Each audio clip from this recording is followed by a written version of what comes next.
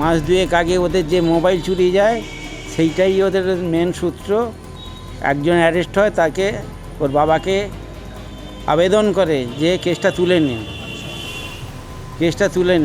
কেসটা পুলিশের ব্যাপার। পুলিশ কী করেছে না করেছে সেটা এরা বলেছে যে যা করেছে পুলিশ করেছে। আমরা তো খালি পুলিশকে জানিয়েছি যে আমাদের মোবাইল চুরি গেছে, আমাদের ওটা খুঁজে দিন। পুলিশ বলেছিল কোনো ব্যাপার না, আমরা খুঁজে দিয়ে দেবো।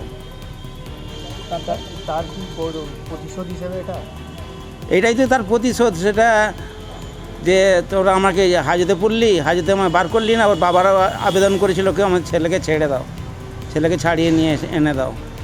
সকাল 9টার সময় মনিরামপুর বলে একটা জায়গা আছে, তার নাম হচ্ছে কবির ঘাও। উনি বাড়িতে ডাকতে গিয়েছিলেন, ডেকে নিয়ে গিয়ে মাঠে নিয়ে গিয়ে ওকে জলে ডুবিয়ে মার্ডার করা এটা হয়েছে।